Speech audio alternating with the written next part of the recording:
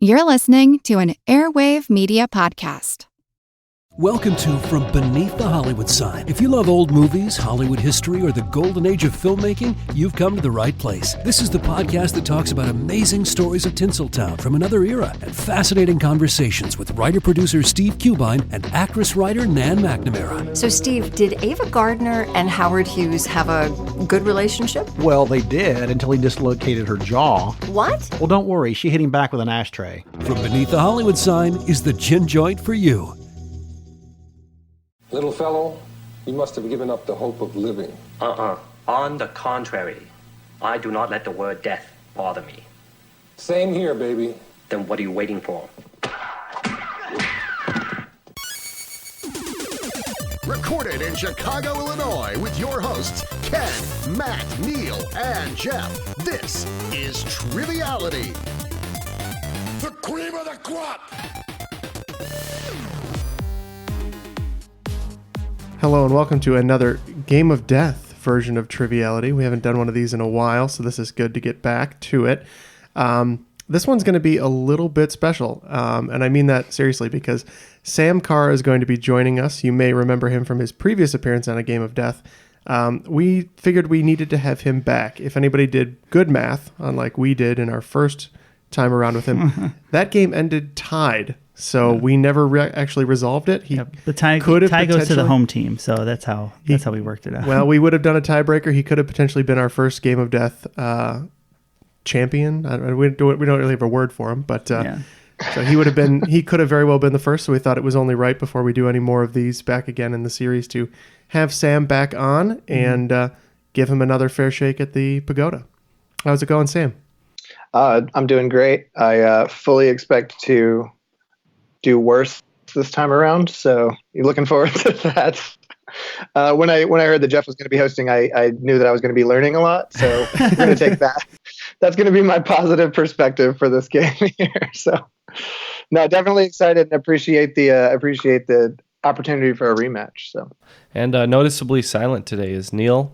I don't know exactly where he is right now, but he did keep saying something about reverse spelunking. I don't know what that means. Maybe some sort of sexual maneuver, but whatever he's doing, he's not here in the studio. He did say that he would Skype in for his rounds, though. He might pop in like Kramer, just kind of through the door, and we'll all cheer. And then he'll be on his way out. The door that's never locked. Yeah. So if you could, Sam, just briefly remind us a little bit about yourself, and then we'll get the game started. Yeah, Sam Carr from Watauga, Texas, out near Fort Worth. Since I was last on, I actually changed jobs, so I'm in the same industry but doing something a little bit different. So that's good. I work in freight forwarding, logistics. I also played my first ever pub trivia at an actual pub, which I've never done before. So I came in fourth playing solo, so that's pretty good. 50-50. Me and Jeff tried to play as a duo the other day, and it did not go well. We tried to make some friends at the bar, and Matt and I learned that we shouldn't try and make friends. We don't play well with others. Nice. Yeah, but I mean, that's pretty much it since the last time. I've been doing a lot of push-ups, been trying to sleep on some Trivial Pursuit cards, see if they soak through my head osmosis style. So we'll see how it goes. That's such a great idea. Maybe I'll keep one in my hat at all times. There you go. See what happens. Little lucky charm, maybe. I'll just know about the mooks all the time. Well, thanks again, as I said, Sam, for coming back. Hopefully we can do it justice this time as far as the math is concerned. So the rules guy just didn't show up today. He dropped the ball. So I think we're just going to have to go over the rules ourselves this time. Yeah, I think I can cover that. So Game of Death is 4 rounds, 5 questions each in specialized categories. Today's categories are going to be Matt's favorite sports, Ken's question marks all around. Potpourri is a good way to describe it. And Neal will be joining us for film and television. Sam also, of course, as the challenger to the pagoda, has his own special category, which we will announce later. Mid-round scoring, it'll be 10 questions, 5 points apiece for Triviality, 10 points apiece for our guests. And the final round, where Team Triviality can work together, and 5 questions are standard normal round, 5 questions each, wagering up to 30. So what floor are we starting on? I believe we're going to start on the sports floor. All right. Kick it to Matt first. As you all know, that's my favorite. Well, you gotta get it out of the way. So Exactly. So if you're ready, we will get started. Let's do it. Question 1. Dwayne "The Rock" Johnson was a promising defensive tackle playing in college for the Miami Hurricanes until he was sidelined by an injury. His replacement was what future Buccaneer, Raider, 7-time Pro Bowler, and ultimately Hall of Famer? Okay, I'm locked in then. So he was injured, so he switched sports to Wrestling. one that he won't get injured in. Yeah. He stopped playing football. He really couldn't Yeah. get back into playing football at that point. So Good thing wrestling is safe. Yeah. A nice non-contact sport. Exactly. Yeah, you said the Rock football, and I wrote Miami, and then you said Miami. So past that, I'm kind of lost. But Raider. I wrote Miami with a cross out through it too as he was writing. Exactly. Right. I'm doing these in the Neal style, where you start writing what you think is going to be the answer, and then he blows right past it. Exactly. No, Raider Hall of Famer, and I'm sure the time is wrong, but I just wrote Howie Long. All right, and what were your thoughts on this one, Matt? So I actually definitely had this guy's jersey. I was a huge Bucks fan at the time. They had those really cool red jerseys with the skull and crossbones all over them. I'm almost 100% sure that this is Warren Sapp. And points will be going to Team Triviality on this one. It was indeed Warren Sapp. Well done, Matt. Mm-hmm. I'm so shocked that you guys get points and I didn't. Was not expecting that at all. We know this isn't your round, but no, hey, I've actually been practicing more on the sports than anything, so I did actually make an effort. So that's great. I will never That's try. more than we can say. Yeah. Ken and I will never try that. Question 2. On December 31st, 1988, in a game against the New Jersey Devils, this Pittsburgh Penguin became the only NHL player to score a goal in all 5 game situations. He scored at even strength, on the power play, shorthanded, a penalty shot, and an empty netter. Wow. He scored 8 points total. Who is that player? Locked in. And I'm going to lock in with no answer.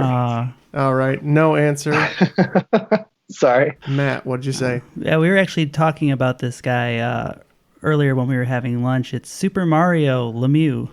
Indeed, Mario Lemieux. We were talking about him? We were talking about Super Mario.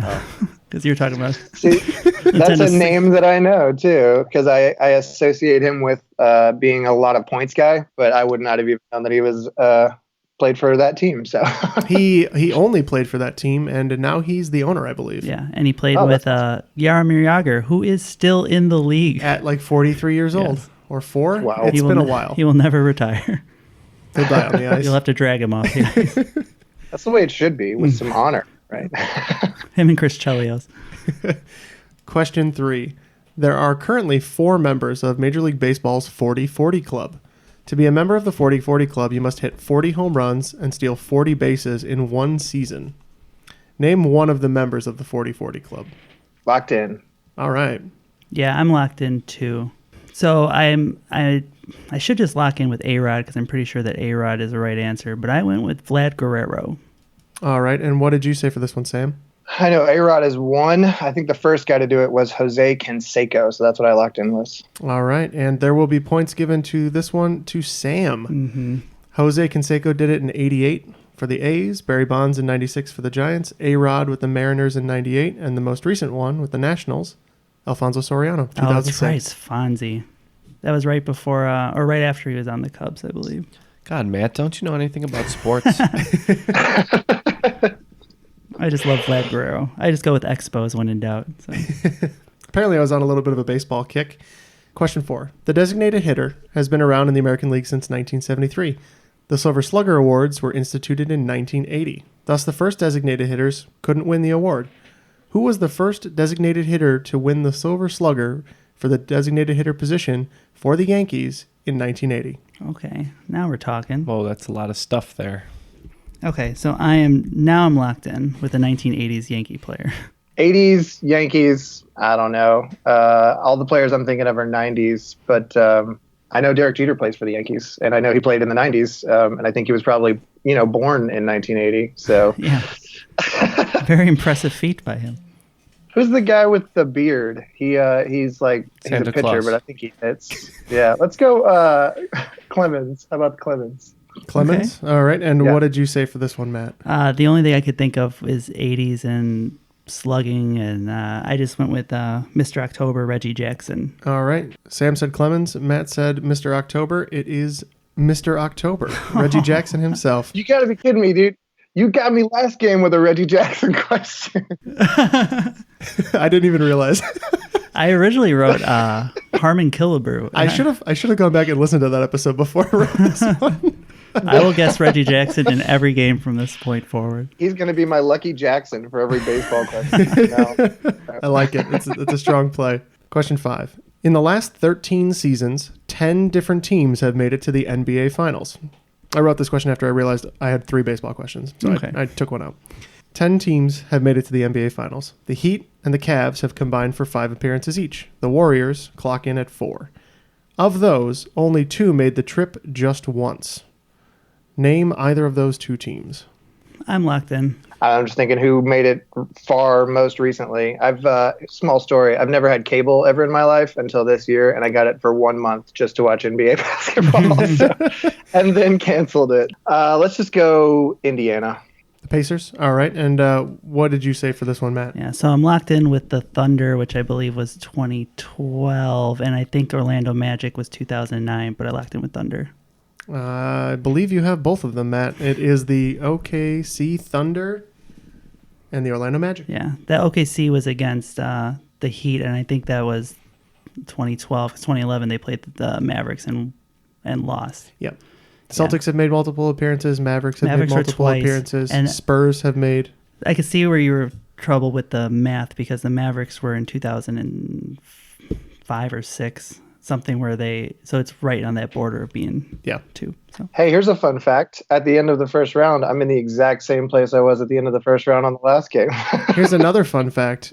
Every single one of those questions had a right answer supplied. Wow. By someone. Sports. We've moved on to the potpourri round, Ken's round. So Ken will be trying to defend level 2 against Sam. We'll start with question 1. TV comedies have changed dramatically since The Office debuted in 2005. In fact, 2005 marked the last year where a comedy with a laugh track won an Emmy for Best Comedy. Which show was that? 2005. Yes. Interesting to put it that way because they definitely did get phased out, seemingly except on CBS, who is kind of like locked into the old times. Well, CBS still does the classic 3-camera sitcoms. Yeah. So I'm going to lock in. The way I came up about this question was 99% Invisible has an episode about developing the laugh track and from like an audio engineer perspective. So, and I didn't realize this either until I started paying attention. I was like, oh, weird. You know what else came out in 2005? The Office did.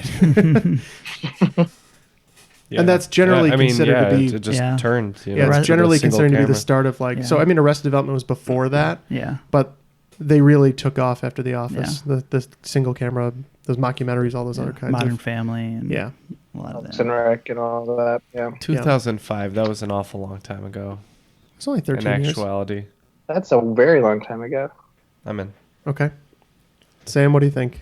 I know I'm off on the year, but I was trying to think of shows that maybe ended a few years ago that had several seasons that potentially may have started in 2005 that had that classic sitcom kind of like feels like a stage with a laugh track. I went with How I Met Your Mother.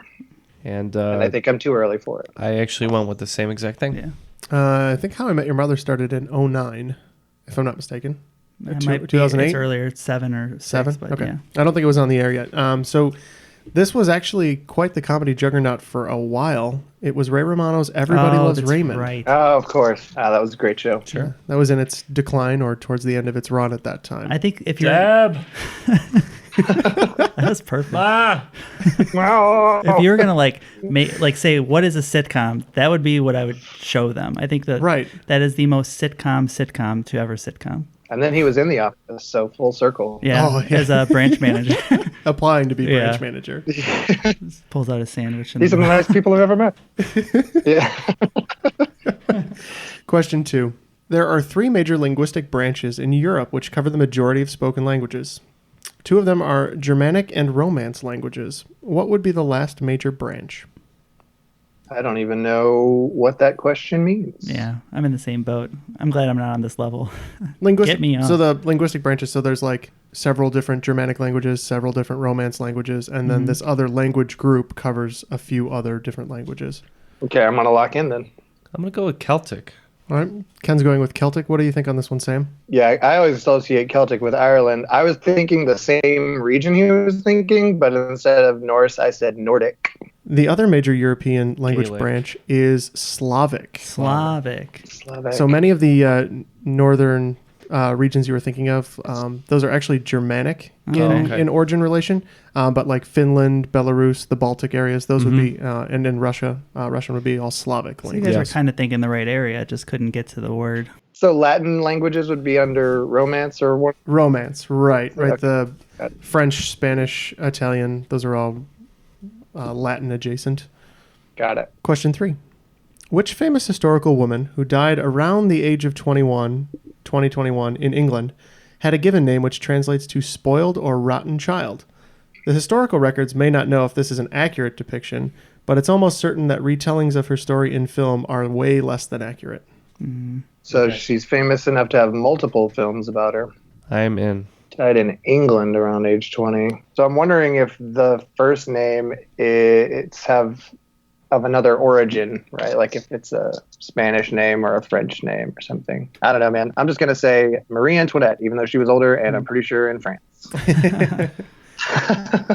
And when I think of young women who I think died in England, I think of Joan of Arc. But in this case, I think of Pocahontas. And Ken will be getting credit on that one. Pocahontas translates, I can't remember which Native American language that is, but it's to spoiled or rotten child.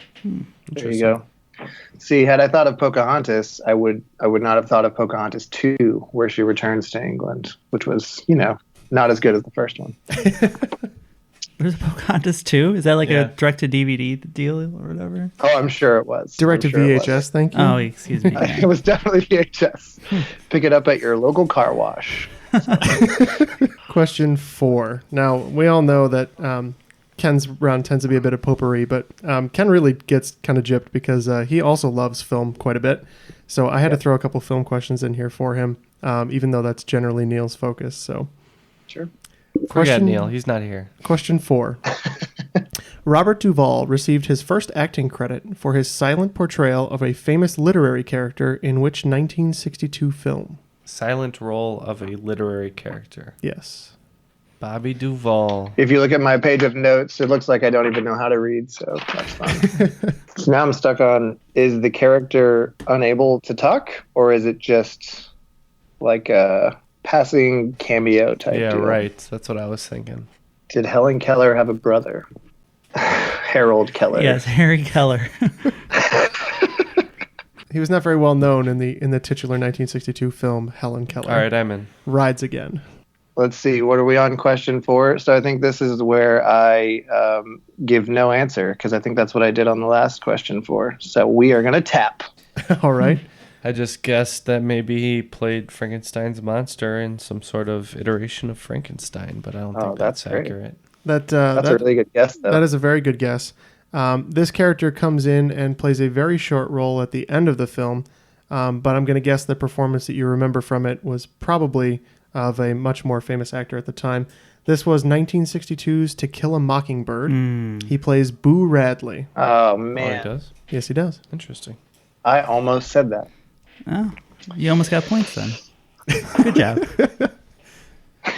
As Brandy would say, almost doesn't count.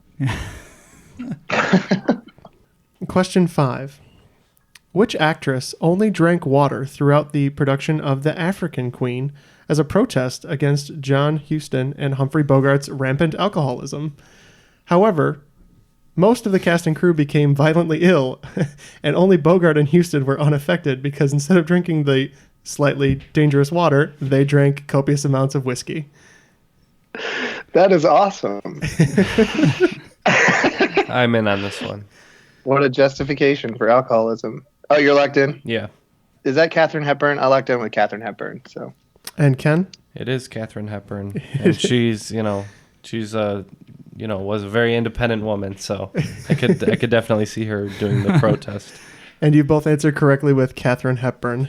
So following the first 2 rounds, just do a brief recap, Team Triviality is holding the lead at 60 and Sam has a score of 20. Mm-hmm. But we got the swing round coming up and Sam's round. There's a lot of points still on the board. A lot of points still on the board, a lot of room to catch up. And apparently I'm not good at writing hard sports questions, but I'm okay at writing hard potpourri questions. So they were hard. You only got one right. I'm just really, really good at it. Is your shoulder blade sore from all that patting yourself on the back? Oh, yeah. And now it's sore from carrying the team. Is that a phone I hear ringing in the background? What is that? Hello, Neal?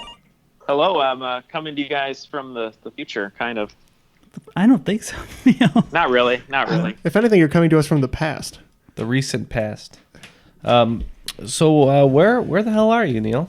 So I got called into work. I'm working on I guess I can't really talk about it, but maybe this episode. Is it a Marvel movie? It's not a Marvel movie. They kicked me off the set of Thor Ragnarok. I said I wanted more 80s stuff, and they said no. So no, I'm at work working on a commercial. It's really excited about it. It's a national commercial. I think it'll be out this week when this episode airs, but just in case you guys happen to see a commercial for a coffee company that is the competitor to the company Matt works for, that has an alliteration in its name, and it has an old woman on a motorcycle, then that's the one I did. So be on the lookout.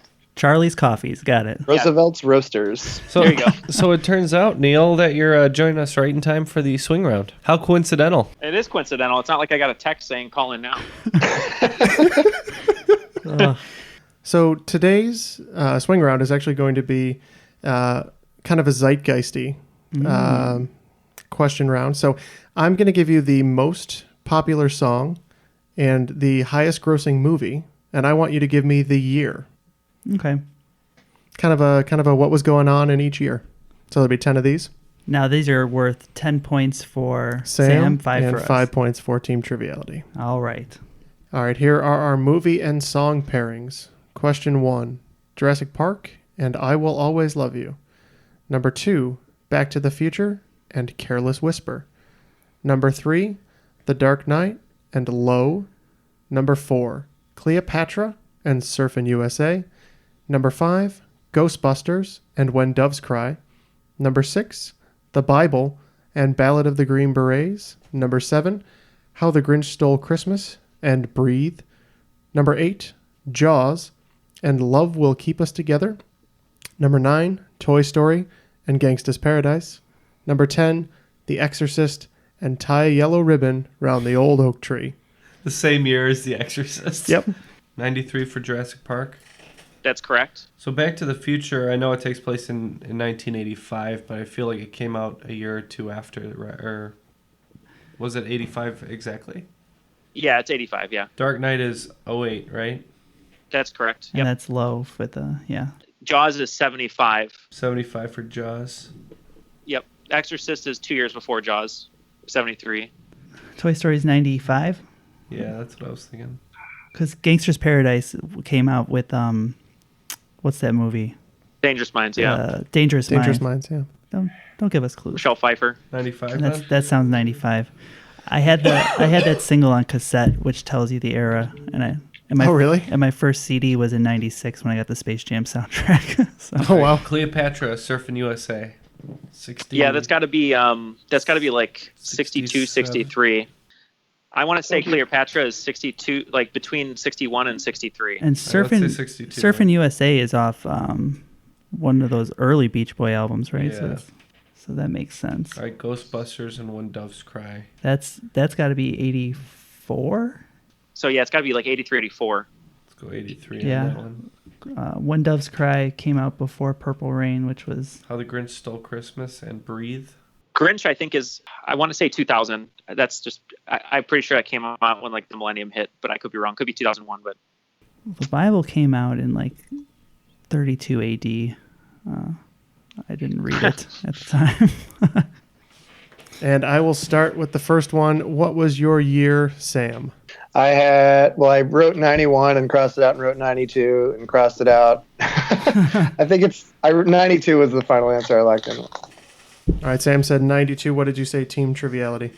We went with 93. And the correct answer there, 1993. All right. All right, number 2, Back to the Future and Careless Whisper. What'd you say for that one, Sam? 1986. And Team Triviality? One before 1985. All right, Triviality will be getting the points on that one. It was 1985. I'm going to request Andy Saunders rules, please. Within one, yeah. All right, question 3. The pairing was Dark Knight and the song Low, I believe by Little John. All right, what'd you say, Team Triviality? Yeah, that's correct. It's 08.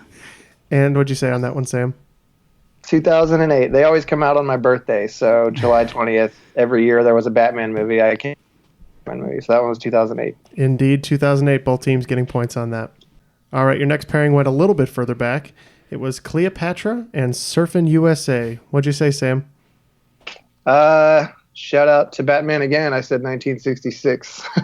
Adam West. And what did Team Triviality come up with? He was definitely surfing a little bit. We went a little earlier than that. Went 62. Both teams actually missing on this. The year was 1963. That was close. We were close. Yeah. Good job, Neal. You were close. Close only counts in horseshoes, Neal. I know. I said, well, I feel good about it at least, so for myself. All right, pairing for number 5 was Ghostbusters. That year, it was When Doves Cry. What'd you say, Sam? Drives me nuts that I don't know when Ghostbusters came out. I did 88. All right, and what did you say, Team Triviality? Went earlier than that in 83. All right, Team Triviality, again, 1 year too early. The year was 1984. Question 6 paired the Bible with the Ballad of the Green Berets. I will turn it to Team Triviality for their answer. That's a classic and a classic that I don't know anything about. We went with 69. Nice. And Sam, what'd you think? I said 1960, trying to go as far back as I could on your list there.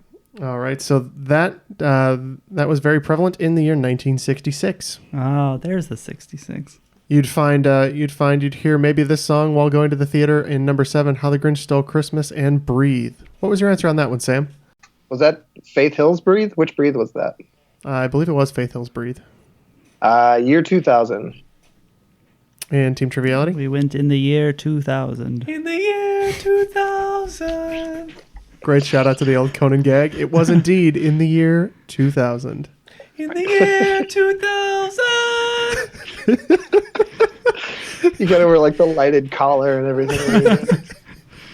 All right, on to number 8. I think Neal was pretty certain about this one. The pairing of Jaws and Love Will Keep Us Together. What did you say on this one, Sam? And I knew that Neal was going to get it because it's Spielberg. I always confuse the years for that one and E.T., but I think this one's in the 70s, and I said 77. Very close. Neal, what did you think that one was? Neal's eating a chicken sandwich. He can't answer right Apparently. now. So we said 75. I keep forgetting Neal's here because he's not in the studio. And Team Triviality is in fact correct. It is 1975. Number 9, Toy Story and Gangsta's Paradise. I remember both of these fondly as a child, which is kind of weird. Sam, what did you say about this one? It's an elementary school throwback combo there. 1995. And Team Triviality. Also went 1995. Well, of course you did, because you are correct. It is 1995. And the final one. This one is a particularly funny pairing. The Exorcist and Tie a Yellow Ribbon Around That Old Oak Tree. What'd you say, Sam? 72. Team Triviality? 73. And the answer is 73. Oh, come on. That's one away. Classic Max von Sydow roll. So if I've done my math correctly, I believe that Sam, you add 30. Is that correct? Yep. Team Triviality adds 35. 35. Hey, I'm more than half, though, which I think is better than the last time. So I actually thought they would get it less right in that for some reason. I don't know why. You underestimated Neal's ability to know every movie. I kind of sort of forgot that Neal would be in on this. All right, so coming out of the swing round, Team Triviality adds 35. Sam adds 30. Scores are 50 for Sam and 95 for Team Triviality. And we'll be moving on to Neal's level of the pagoda. So Neal has found some time in his schedule to join us, which is very nice. And so we'll be moving on to him. And we'll start with question 1. Which Winter Olympic sport is a major plot point for the James Bond movie For Your Eyes Only? What? I don't know if anybody knows this, but every time we go to trivia, not every time, but for a lot, Neal will write down every single James Bond film. Just hoping it'll come in handy one day.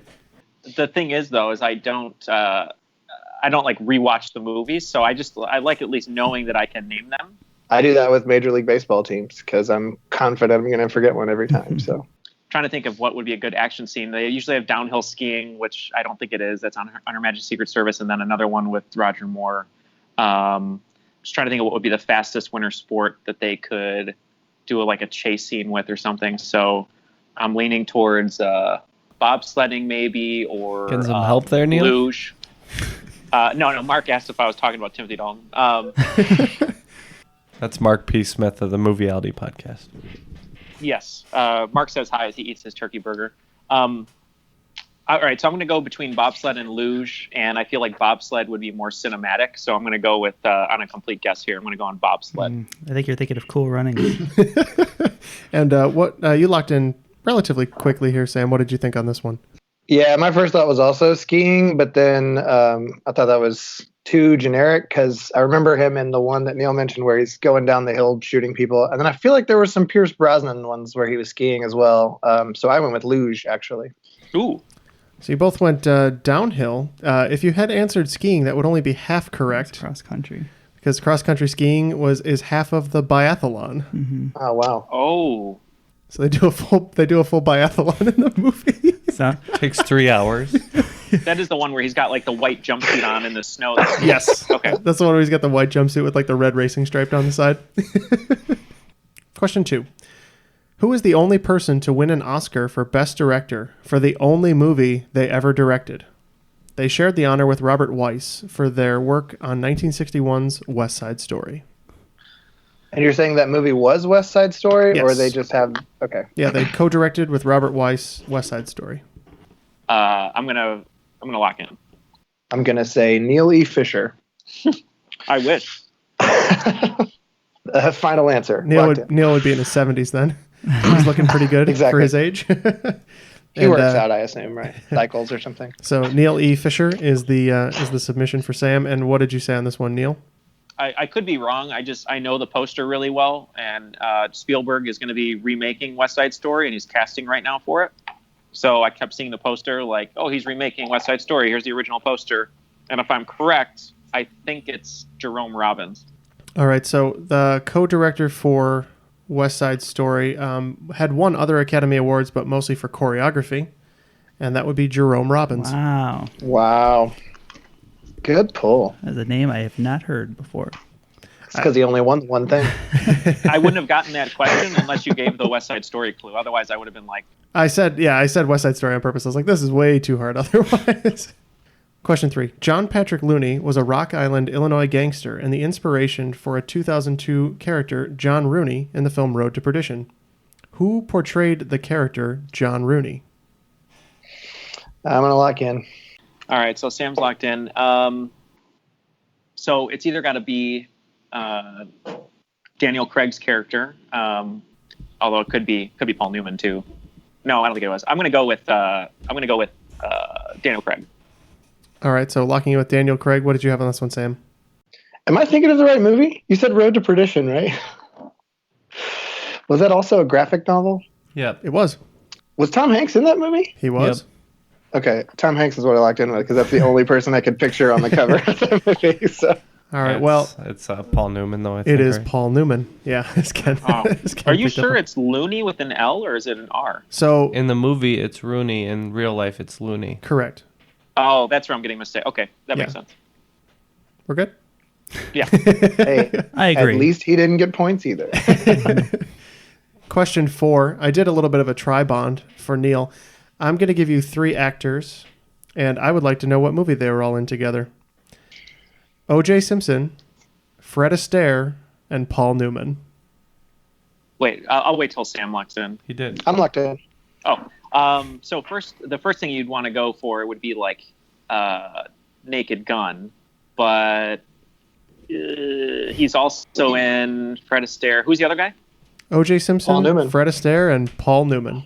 Oh, Paul Newman. Oh, easy. No, I got it now. I didn't hear Paul Newman. I'm in. So we're both in? Yeah. Well, all right, Sam, what did you have on this one? Well, Neal said the first thing you want to go with is Naked Gun, so that's what I went with. That's the only O.J. Simpson movie I can think of. And Neal apparently, once he remembered Paul Newman was in this, seemed to have gotten it. So what did you say, Neal? Yeah, along with Poseidon Adventure, it's the other favorite disaster movie of mine. It's The Towering Inferno. Well, I didn't realize this was one that you were so familiar with, Neal, but you are correct. It is The Towering Inferno. Wow. Yeah, OJ is he's a security guard or a fireman, I can't remember, but yeah, he's got a small role in it. All right, and question 5. This is the only one that's not a film question, but it is pop culture, so I think Neal should have a chance at it. We'll see. Question 5. Phil Collins might be one of the most interesting musical collaborators in the business, recording the chorus with Bone Thugs and Harmony's song Home. He did that on purpose. He was very excited about the project. Not to be outdone, Sting did a live performance of which Puff Daddy song at a memorial concert for Biggie. The song so heavily samples from Sting that he actually owns 100% of the publishing rights. Okay, I know this. I just got to think of the title. Yeah, me too. I know the song. I can't think of the title. Singing in my head right now. I know you are. Yeah. And now I'm mixing it up with the Islands in the Stream one that Buffy. Oh, yeah, right. I think with a little faith, I'll figure it out. Oh, I see what you did. But you got to have faith. Yeah. Yeah, it's Limp Bizkit. A little faith, Evans. I'll be every breath. Okay, I'm going to lock in with what I think it is, and if it's not, then we'll see. But more money, more problems, right? That's right. Every day we pray for you. Those are great lyrics, Neal. I'm right there with Sam. Like, I know it's a cover of Every Breath You Take, but I want to say it's just called I'll Be Missing You for Biggie. I'm going to go with that. I'll Be Missing You. Okay, Sam, and what did you say? The exact same thing. I'll be missing you. Indeed. So he used it without permission, and Sting acquired the 100% publishing rights. So even though he did it in a joint performance, which you should watch it because it's very awkward, they never look at each other. It's I'll Be Missing You. Not I'll Be Watching You. Not I'll Be Watching You, no. Sting is always watching you. Yeah, even right now. That feels accurate. Lady 8A. All right, so tacking another 30 on to the team Triviality score, Neal brings it up to 125, and Sam is at 60, I believe. But we'll have PricewaterhouseCoopers do independent auditing on that. Calling one of the big four to get it's those hanging chads you have to watch out for. But now is the time we've all been waiting for because Sam's about to make a little comeback here, perhaps? I hope so, because Sam is now getting his round. And Sam wanted, he gave me a couple options, and one that I thought would be fun for everybody. Although now I wish I wrote one that would just punish Team Triviality. So we're doing emo and indie bands. So I'm pretty excited about this one myself. Who would you like to call out for this one, Sam? Well, that's one of the things that drew me to your guys' podcast was all the references you made to all the music that I grew up listening to. So I think you would all probably do okay, but I actually big fan of the head-to-head, so I'm going to go with Ken on this one. All right. This will be fun. Should be good. And then Neal, you're dropping out?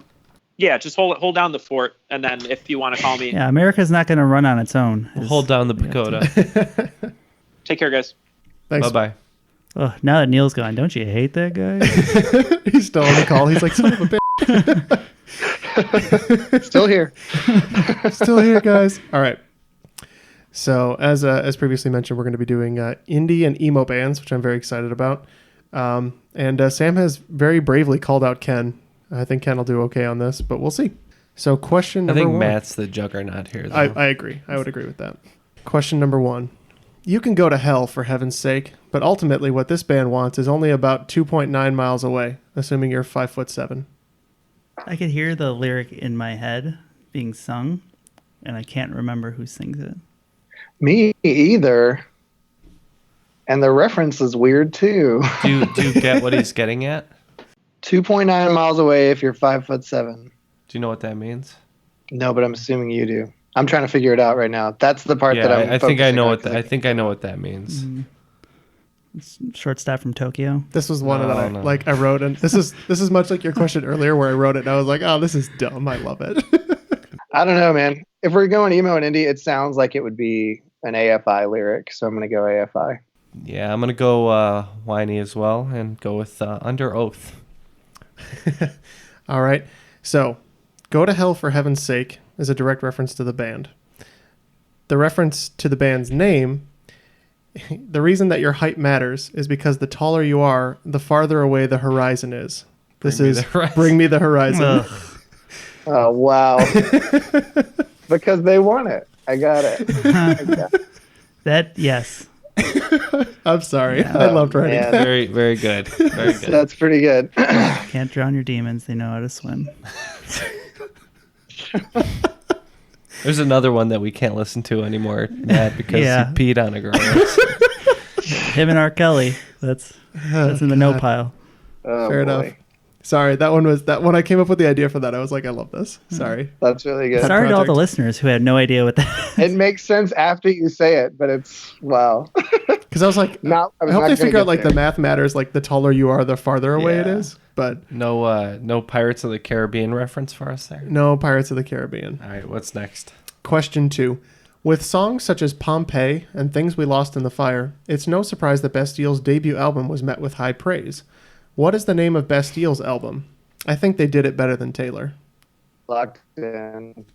They did it better than Taylor? Yeah. So it's got to be Red or maybe 1989.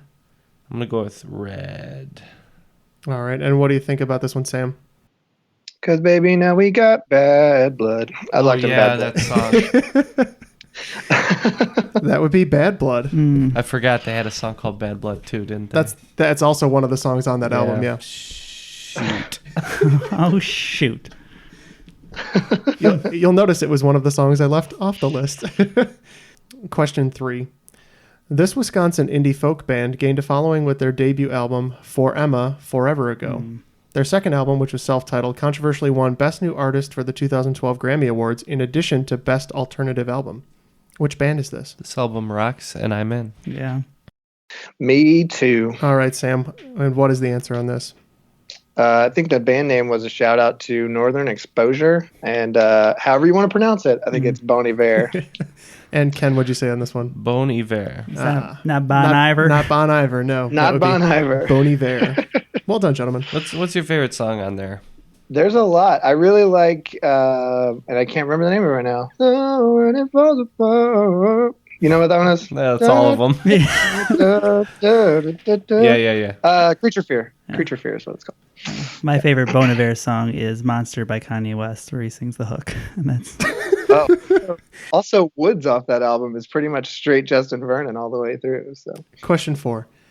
Anthony Green, Colin Frangietto, Brendan Ekstrom, Nick Beard, and Steve Clifford are members of this alternative rock band from Philadelphia. I got it. Yeah, kind of figured. Ooh, you too, Sam. I had more in there, but okay. Yeah. We'll go with that. No, finish the question. Go ahead. They founded the band in 2004, releasing 6 albums since, all in violent waves. All good. All good, too. Nice. That would be one of my personal favorites, Circa Survive. Yeah. After Anthony left Seos and Circa Survive. Circa Survive. Yeah. Good band. I love these questions, Jeff. Thank you. I'm very happy with them. This is my favorite round of this show. This is for a very niche audience. So I wrote specifically for Sam. And here comes the Horse the Band question. No, there will be no Horse the Band questions today. We got to get in touch with. We got to reach out to Horse the Band. I wonder if they would actually do anything for us. That'd be great. Let's reach out to Horse the Band.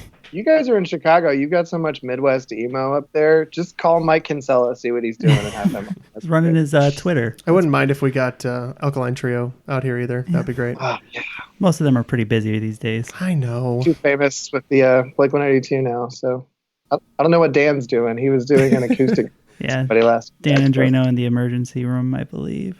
Mm-hmm. Oh, okay. Yeah. Sounds right. It was somebody weird like Dustin Kensrue or something, though, that he was touring with. Mm-hmm. I was confused. So. And now there are 9 listeners left to this show, but welcome because we love all of you very much.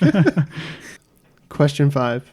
Natasha Khan received Mercury Prize nominations for her albums Fur and Gold, Two Sons, and The Bride. What is Natasha Khan's stage name? Ooh. What were the album names one more time? Fur and Gold, Two Sons, and The Bride. This one is probably a little less famous than the other ones, but... How do you spell Khan? Kahn. Fur and gold is what's hitting me. That feels like that's one that I should know. I don't think I'm right, but I'll go ahead and get in here. I've never heard of this person. Stage names that are female. I think of like Saint Vincent, but I know her name is Annie something. Like Lady Gaga, which is, she's Italian. Everyone knows that, so it's not. Yeah. I really don't know. But I'm thinking it's probably going to be one of those. It's not Florence and the Machine. It's going to drive me nuts. Let's go with who's the lady who did the one? It's like Goldfrapp. How about that? Let's go with that. Okay.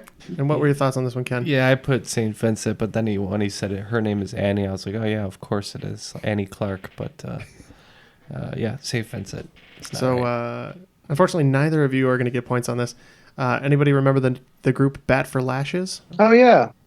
Well, that's the answer. It's Bat for Lashes. I do remember Bat for Lashes. I actually thought that was a full band, though. I guess I never saw them live, so I didn't realize that was just one person.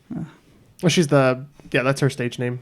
So yeah, they take it from her. But yeah, there are other people involved in the project, but it's mostly her. Gotcha. So that brings us to 145 to 90. Ooh, it's in range. And this is definitely anybody's game because I wrote the final round. All right. And who the hell knows what's going to happen there? All right, let's get right into it because I have to leave 20 minutes ago. Yeah. All right, so your categories, gentlemen, are going to be Olympic lies. Okay. All in the Genes. Keep off the grass. Manufacturing. And up in the air. Okay. We are locked in with our wagers. Sounds good. You're all set for the final questions? Yes, sir. All right. Oh, I'm no sir. I appreciate the unnecessary deference, but... So, category is Olympic lies. We've come to expect that the Summer and Winter Games now occur every 2 years, alternating between the games. But that's not always been the case, as it used to occur in the same year. However, if you're like me, technically, one of the Summer Olympics didn't happen at all. Which Summer Olympics was technically held in seasonal winter? All in the genes. In developing fruit flies, it's possible that they won't develop a heart. What is the name for the gene on which this occurs? The gene shares its name with both a famous movie character and a 1974 pop rock song. Keep off the grass. Turf grass, or your lawn, takes up about 2% of the acreage of the entire United States. What U.S. state is approximately the same size as all U.S. lawns? Manufacturing. Which auto manufacturer got their start by merging 3 separate aircraft engine manufacturers in 1916? Their origin is noted in their name and paid homage to by their logo. Last one, up in the air. The longest domestic flight in the world is from which world capital to the island of New Caledonia in the southern Indian Ocean, a distance of over 10,000 miles.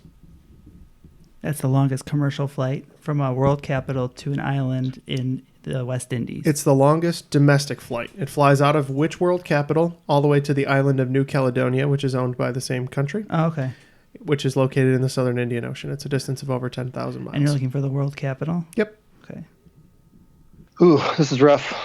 Yeah, I agree. I wrote the game. I think no one expects anything less. Regretting my wagers now. So now that the answers are in, it should be noted that Matt has also left the studio. This game of death is resulting in just a head-to-head between me and you, Sam. So. I was to say, even if it doesn't really matter who ends up on top, Sam already took down 2 of the 3 members of Triviality before we even finished the final. So. Right. Took down is not the correct way to phrase that. So. Defenestrated? Yeah, there you go. like Prague. Thank you. That made me very happy. With the wagers I made, I am justifiably in a position I'd rather not be in, but we'll see what shakes out. We were too. So. All right. So the first question is in Olympic lies. So again, I was looking for which Summer Olympics was technically held in seasonal winter. Team Triviality and Sam both wagering 10 on this. What did you say, Sam? I had no idea. Olympics are rough for me. I just said 1920. Not even knowing if that was an Olympic year. So should be. I think it was. Yeah, should be. Your response makes me think it's not the correct answer, though.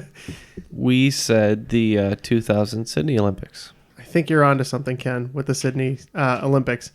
Although I feel exceptionally dickish. When you said it, I had to look it up and make sure. 2001?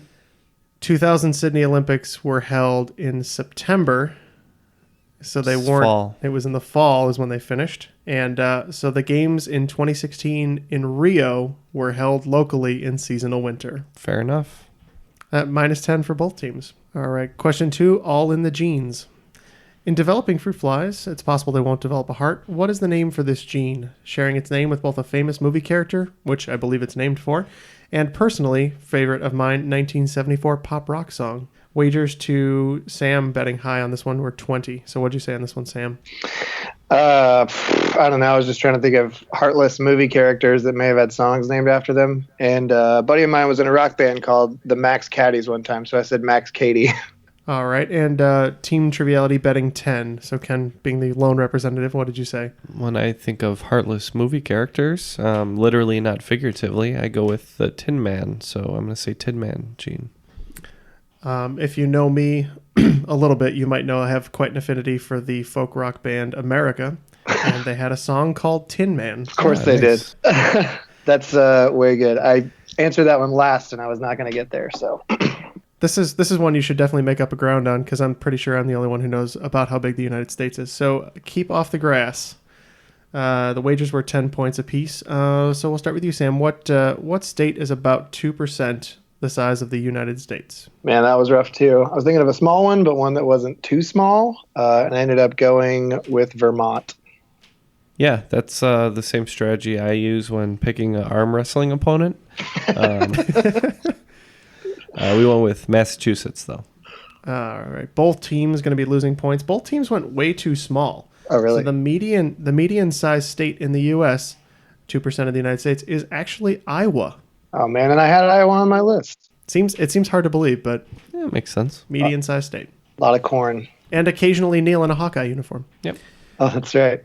Also winning talent shows for Frank Sinatra songs. So Only in his dorm. Okay, we're not going to give him more credit than his due. Just not campus-wide. All right, question 4 was in manufacturing. Which auto manufacturer got their start by merging 3 separate aircraft engine manufacturers in 1916? What did you say on this one, Sam? You wagered 10.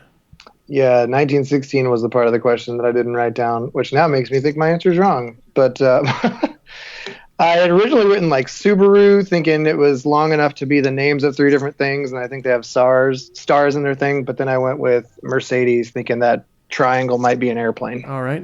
Ooh, that's not a bad answer either. We went with Buick due to what we think are 3 diamonds in the logo. I understand the appeal to the logos. Buick actually is the oldest car company in the United States. They were formed in, I believe, 1902, 1903. Mercedes is much closer to the right guess, although they've been making cars since the early 1900s. In fact, 1886 was their first prototype. This company is named the Bavarian Motor Works because they manufactured engines before they made cars, and their logo is a spinning propeller blade, BMW. Got it. Makes sense. And on to the final question. It's all up in the air. The longest domestic flight in the world is from which world capital to the island of New Caledonia in the southern Indian Ocean, a distance of over 10,000 miles. All right, Sam, with the high wager here, 15. What did you have as an answer? I should really know who New Caledonia belongs to. I answered Sydney. And Team Triviality wagering 10. Yeah, we figured England has a vast empire, so we went with London. You're not wrong that England has has quite the vast empire. But believe it or not, the country with the vastest empire still is France. So the longest domestic flight in the world flies from Paris, France, to the island of New Caledonia. Kind of like what I was saying to Matt when we were discussing it. I said, what about a country that has territories abroad, like France? Maybe Paris, France. Sure, you want to go with London? Sure. That is exactly how it happened. And it is Paris, France. Right on.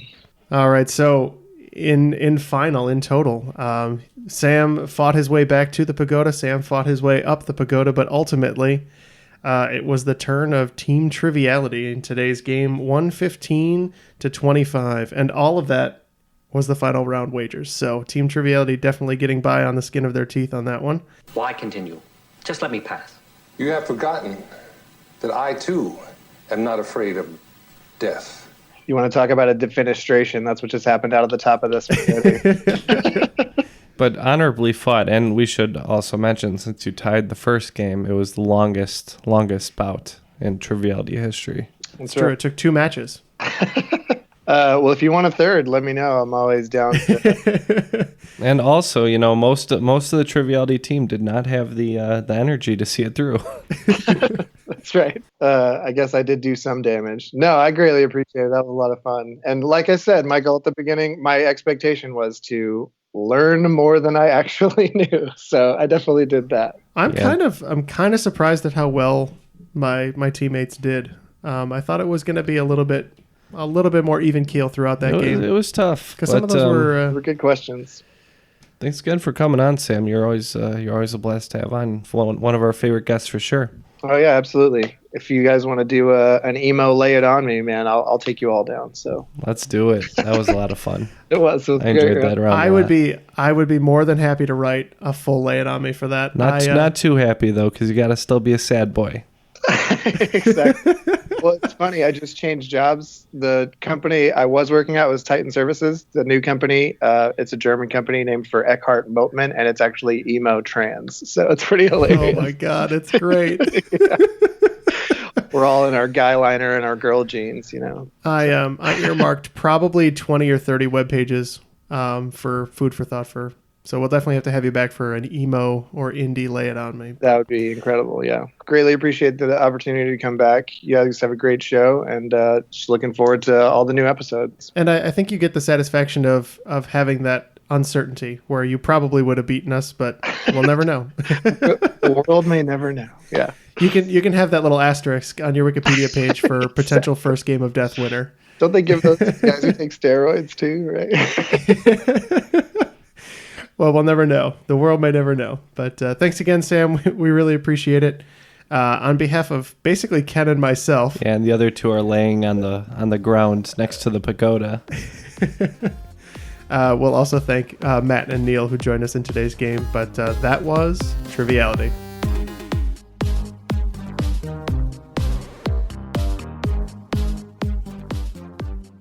It's Reggie. Reggie Jackson. Coop, nice going out there. Thanks, man. But, I gotta tell you, it's because of you that I'm here. That's nice to know. I brought this for you. I saw some kid try to leave the ballpark with it. You gotta hang on to that. I got the 2 home run balls I hit in the World Series. Some wretched little got the 3rd one. That sucks, dude. I gotta get my trophy. Maybe we can have a hot dog sometime. All right, sounds good. Hey, Coop! I don't have your ball! Good luck next year. Oh, thanks.